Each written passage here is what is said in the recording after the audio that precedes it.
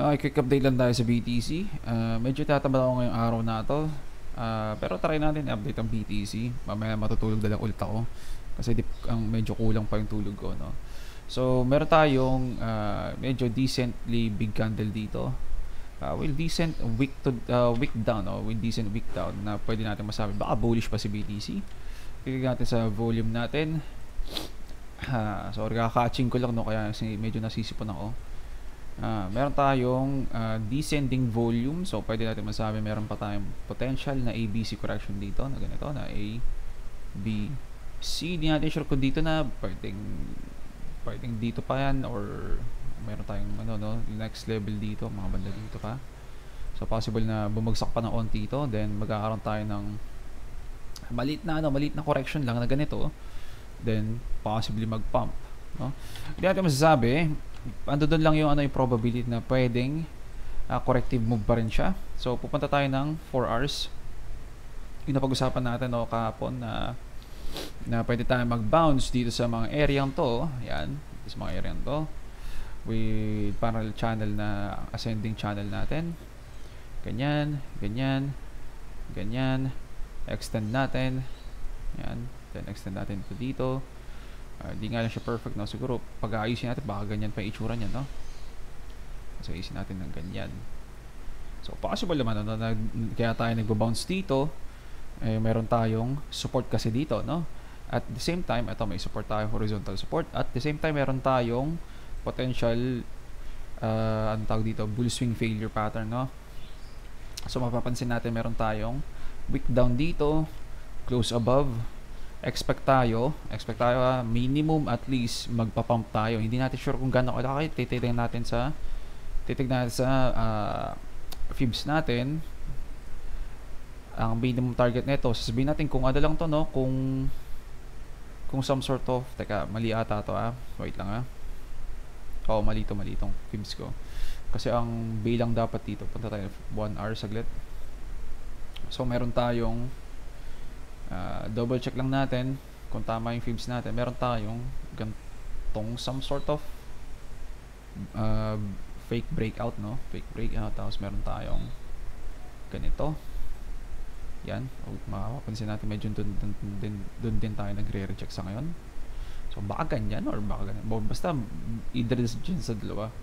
So hindi nga lang perfect to, pero makikita natin meron tayong 1, 2, 3, 4, 5 fake pump ng ABC 1, 2, 3, then potential na 1, 2, 3, 4, 5 na to. So ibig sabihin meron tayong leading diagonal na 1, 2, 3, 4, 5 dito. Ito ang macro 1 wave, macro second wave, na magkakaroon tayo ng ABC dito, ABC.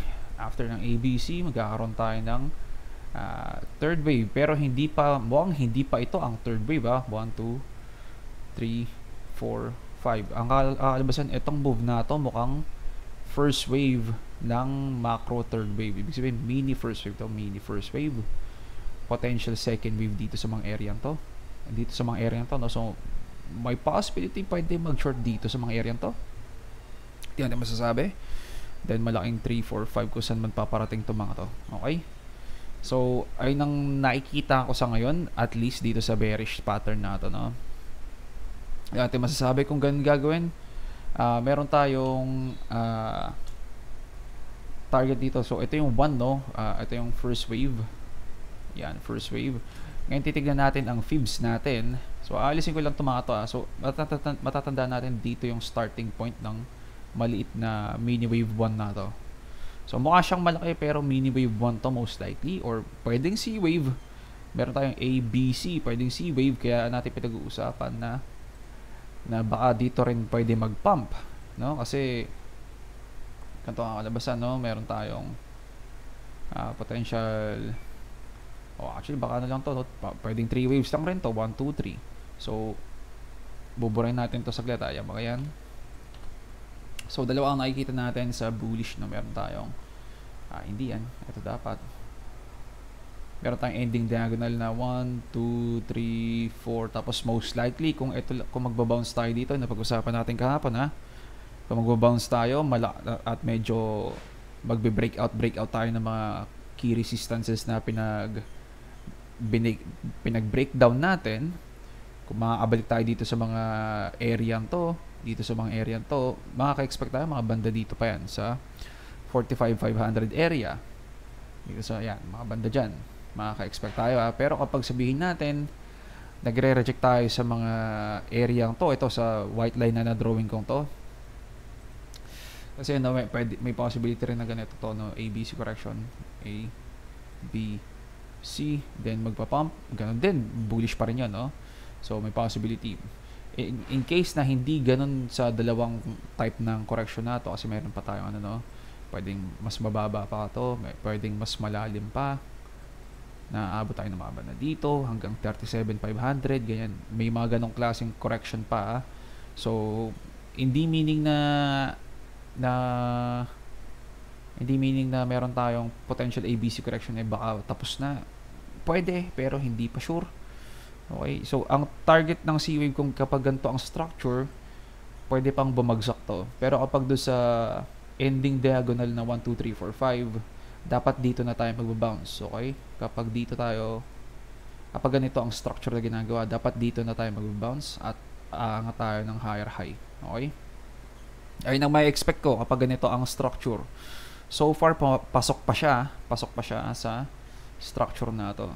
So meron tayong ABC rin dito, potential, no? ABC, yung tigta tatlong waves lang, no? Kasi meron din dito ABC, meron din dito potential na tatlong waves lang, ganyan, at dito meron mga tatlong waves lang rin dito. So may parang may parang some sort of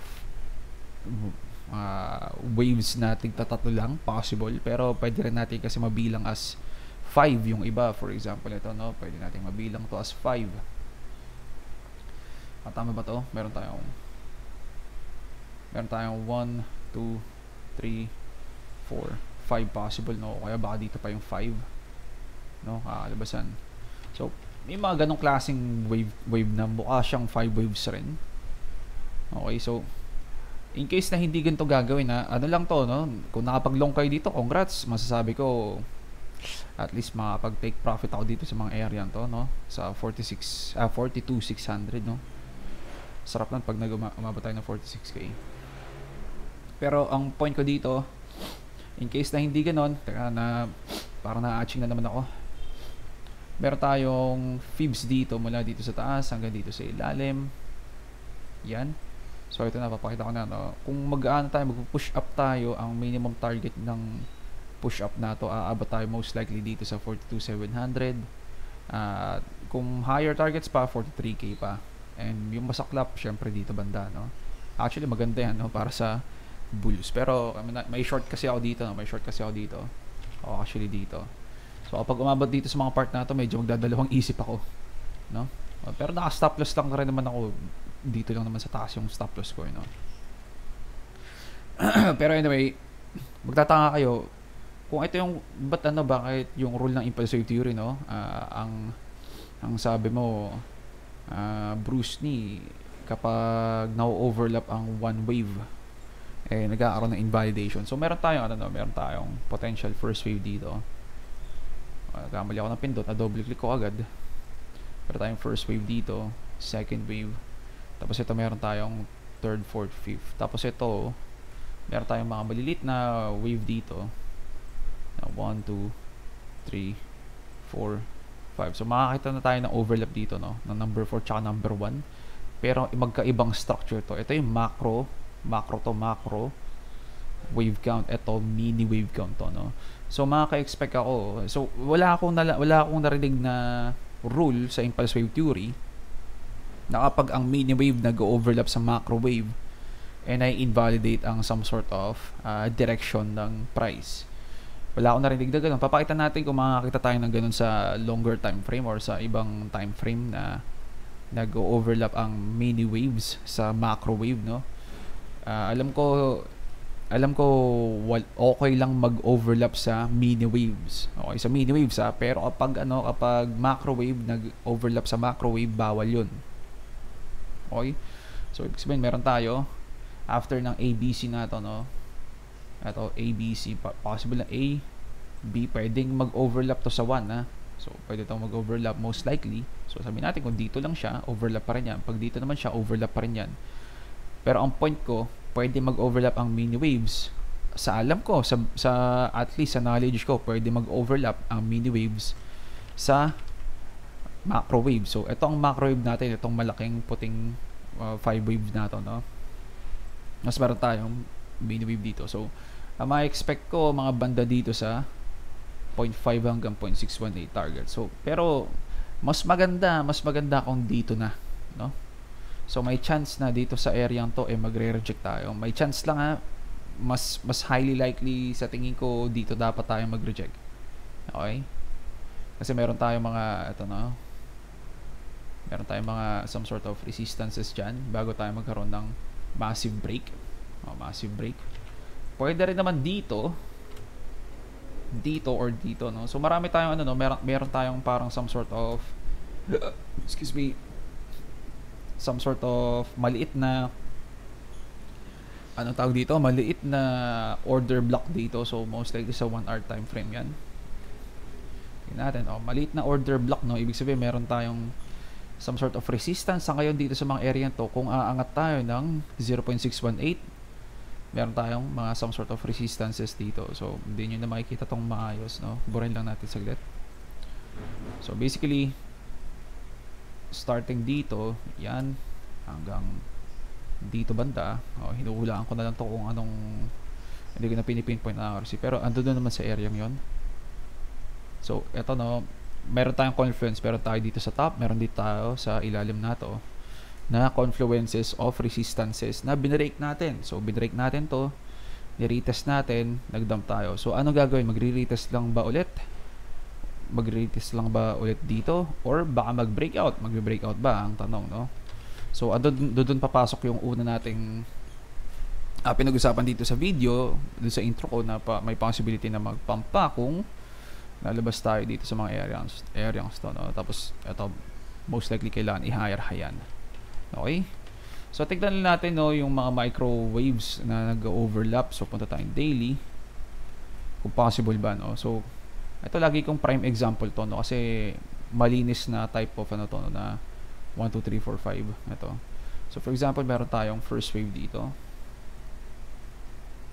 Ito, meron tayong some sort of first wave, macro second, macro third, macro 4, macro 5. Okay, so sa loob nito ng number 3 na to, meron tayong mga microwaves dyan. Microwaves. Mini waves sila kasi yung pangit pakinggan pag microwave, no? Parang yung kusan mo kung saan nagbe-bake. So meron tayong some sort of 1, 2, 3, 4, 5 dyan. Makikita natin sa third wave na to, meron tayong mga mini waves rin dito sa loob na to, no? So, hindi na natin bibilangin yan. Pero kung makikita natin dito, meron tayong mga mini overlaps dito. Yan. Zoom in tayo. Meron tayong mga wick up, wick down dito, no? So, meron tayong wick up, wick down. Okay, goods pa naman siguro. Baka winick up lang. Breakout. Pero nag-wick down. Makikita natin yung wick down, no? Breakout, pero may wick down. So, may overlap to. May overlap, ha? Yan, overlap. So, anong ginagawa kapag may overlap? Madalas nag-i-invalidate. Pero, since mini wave to at hindi siya yung macro wave na ganito, no? Na gagawin, mag-aaroon siya ng macro 1 dito, tapos bigla mag-aaroon ng macro 2 dito sa ilalim. Bawal yun. Okay? Most likely, bawal yun. At actually, ano pala ito, no?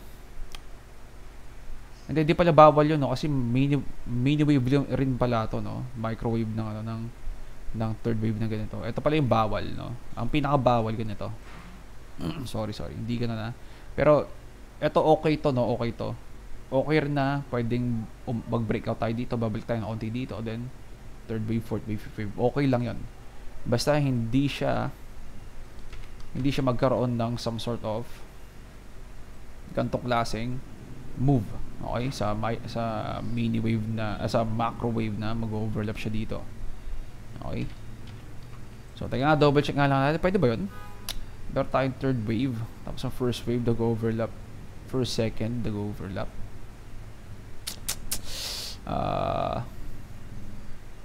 Hindi ko masabi, no? Pwede ba yun? Teka, hanap pa tayong iba. So, kung dito naman, sabihin natin. O, dito rin, may overlap eh, no? Okay, overlap to, no? At parehas pa sila mukhang mukhang mini waves.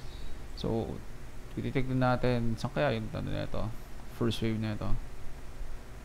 So, ito, no? Pwede natin masabi, first wave, second wave, third wave, fourth wave, fifth wave. Okay? So, mapapansin din natin dito, meron din tayong overlaps, no? Saan yun? Yan, overlaps. Na ganyan ang ginagawa. So, ito most likely, ang move nito parang ganito dapat ang second wave niya kasi meron tayong triangle wave dito. Or more like, tama, corrective move na triangle wave. So, meron tayong A, B, C, D, E, pump. Nag-retest dito, pero overlap to sa 1, no? So, ang kakalabasan, itong move na to ay panibagong first wave na maliit, na mini wave, no? Meron tayong first wave, second wave, then third wave, fourth wave, then fifth wave. No, mapapansin natin overlap yung number 2 na to sa 1, no? Pero sa alam ko, at least sa natutunan ko, okay lang yon basta hindi macrowave ang nag-overlap sa kapwa macrowave. Okay? Ayun ang alam ko, so okay pa to, masasabi ko, at good retest ng breakout. Okay? So dun sa pinapoint out ko dito, no, since yung mini wave in-overlap ang macro wave, sa tingin ko hindi natin kailangan bantayan yun. Pero in case lang baka kasi may mga times na gano'n, no, na nag-overlap yung mini wave sa macro wave. Baka yung mini wave na yun actually magiging macro wave rin. Ang kakalabasan pwedeng ma-invalidate, no. Pero yun nga yung point ko, no. Since pwede siya mag-pump dito sa mga area to, at pwede siya mag-pump dito sa mga area to, at makarating dito sa mga area ng 42,700, magkakaroon siya ng overlap. Okay, magkakaroon siya ng overlap. So, hindi natin sure kung yung push-up na yon some sort of mini wave lang ba siya or baka pwedeng maging macro wave. Kasi, ayun yung sinasabi ko na meron tayong 5 waves dito. 1, 2, 3, 4. So, may some sort of masasabi natin may some sort of invalidation kapag lumagpas tayo dito sa mga levels nato. Pero at the same time, kasi sa impulse wave theory natin, mini wave to, no? So, okay lang dapat na mag-overlap dito. Wag lang siya mag-higher high dito. Okay, so, may possibility kung kapag bullish, ganitong gagawin, no? Wag lang, kung bearish naman tayo, dapat di na siya mag-higher high dito. Okay? So, ayun siguro update natin. Napaka unfocus ko ngayon, no? Kasi naantok pa ako, no? Tignan natin ang DXY. Nagdadamp pa rin si DXY. May lower targets pa ata to, no? Ano kaya pwede natin pag-usapan? Tingnan natin si BTC Dominance. BTC Dominance. Si BTC Dominance bumabagsak, no? Makaka-expect tayo sa alts niyan ng nagpa-pump na alts, no? So, tingnan natin sa total 3.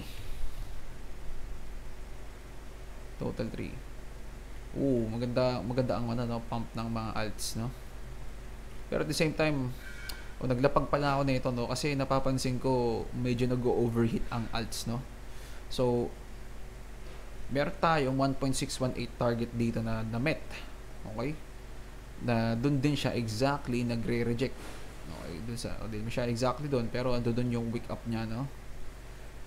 Tingnan natin kung tama ba to. Yan, kung pipinpoint accuracy natin, lalo pa siyang magiging malayo. Ayan, tingnan natin. Almost. Ito, tama ba to? Yan. Basta dito, ewan ko, yan, basta. Pero mapapansin natin, hindi tayo nag-close above, no? Nag-wake up lang tayo. So may chance na ang alts din baka mag-reject tayo dito sa mga important levels na to. Pero at the same time, meron tayong impulsive theory na kapag nakaka-reach ng 1.618, nagkakaroon siya ng pag-unlock ng third wave. So meron tayong potential na first wave, second wave, third wave. Ang importanteng mangyari dito, hindi dapat tayo babalik below number 1. Ito yung yung overlap na hindi natin gusto makita dapat. Okay, kapag nag-overlap ang number 4 sa 1 dito sa macro wave na to, ang kakalabasan, wala tayong fifth wave. At ang gagawin nito, most likely, ganito lang. Meron tayong A, B, C completion. Then, isa na namang 5 waves to the downside nito. 1, 2, 3, 4, 5, baka lower low kakalabasan sa alts. Kung ganun ang gagawin din ni BTC, kung babagsak din si BTC ng ganun kalaki. Okay, so makaka-expect tayo ganun din gagawin ni alts, no? So, merong pares target to ng C-Wave. Ang C-Wave maximum target din niya 1.618. Ang ang impulse wave theory naman sa third wave, minimum target siya. Minimum, ibig sabihin kailangan makapunta ng 1.618 para maging third wave. Okay? So, ito na yung pinakatanong sa alts, no? Ito bang push-up na to rally lang na C-Wave, na recovery of some sort lang, or start siya ng malaking third wave, no? Magkakaroon tayo ng first wave na ganyan. So, ganito ang itsura niya. 1, 2, 3, 4, 5. So, baray lang natin ito, C tsaka 3. So, magkakaroon tayo ng 1, 2, 3. Basically, di natin makikita to, no? ATH to most likely. ATH. Kapag na-confirm natin na meron tayong 5 impulses dito. 1, 2, 3, 4, 5. Okay? Pag na-confirm natin ganito, so, meron tayong first wave, second wave, third wave, fourth wave, fifth wave, kung saan man papuntahan. Okay, so aabang tayo dyan kung in case na mag-drop below dito. Meron tayo, dito pa rin naman yung parallel channel ko, no? Kung basically, pag mag-drop below sa parallel channel na to, okay, pag nakapasok sa loob, bearish yun. Okay, sa ngayon, bullish pa, okay? Kaya lang gusto ko i-point out, bullish pa siya. Wala pa tayong makikitang bearish, any signs of bearish, maliban na lang dito sa rejection na to, no? Yan. At the same time, ganun din naman sa BTC, no, na medyo nasa overheated area si BTC. Oops. Ganun din, medyo marami rin ng basa sa ngayon kay BTC. Meron tayo potential bull swing failure dito, no? Bull swing failure, pwedeng mag-pump. So, makaka-expect tayo ng pump of some sort dito na at least hanggang 0.5 or 618, no? Na ganyan. So, possible na hindi na siya makarating dito, hindi natin alam. Pero pwede pa rin tayo mag-push up dito sa mga area to, no? Yan. Papunta dito sa mga area to. Or kapag higher targets, banda dito pa. O either dito or either dito, no? Yan. So, tignan natin ano bang pinaka-rason ba't ba tayo nagpa-pump or nagda-dump, sorry. Actually, tignan natin, no? Kung may possibility, may rason ang dump na to. So, actually, may napansin akong YouTube na video kahapon. Nasabi raw mukhang yung Mount Gox. Ito, no? Mukhang ang Mount Gox daw, nagbabayad na ng BTC, or hindi ko alam kung paano nila, kung ano yung currency na pagbayad nila. Baka BTC yung binabalik mismo dun sa mga dating na-hack. Mga 10 years ago ata to, no? Na nire-repay ang mga tao. So, ang kinakalabasan, may rumors, hindi ko alam kung rumors na ba to, no? Reports emerge lang, no? Pero hindi natin sure kung solid na reports talaga or tipong na 100% na nagbibigay na ulit si Mount Gox, or more like nire-repay na ang mga tao. Appears lang nakalagay, appears to have started, so hindi pa confirmed, no? Reports emerge, so pwedeng lang yan, ang meaning niyan, may mga nagsasabi na oy, nabayaran na ako, ganun. Possible na FUD yun, okay, possible lang, di natin masasabi. Pero kapag nagbabayad na si Mount Gox, ang Ang pera nito ni Mt. Gox around ano ata, malaki-laki to kasi 2013 pa to ano 2013 ba ata. Basta nahack sila bandang 2013. So ang price ni BTC dun ay 2013 price. So obviously kapag nasa 2013 ka at ngayon yung BTC mo magkano na yon, no? Masyadong mahal na yon. 2013 price nasa $5 pa lang, no? O dito mga sabihin natin kahit dito pa nasa $1,000 kung andi dito ka na times times 40 na yon, no? Dito times 40 labasan. Sabihin natin kahit pa yung ATH pa, no? So ibig sabihin lahat ng nahack sa kanila basically parang nabawi lang nila kasi nagpump si BTC na matindi, no? So pag ibabalik nila sa mga tao, most likely ang gagawin ng mga tao na 10 years hodl, most likely magbebenta yung yung mga tao diyan. So kailangan lang natin mag-ingat. Actually, double check ko kung magkano yung yung total, magkano ba to? Papakita niya ba? Ito meron din dito yung sa Mt. Gox, I just got paid. Natin sure. Nasaan yun? Ano yung value?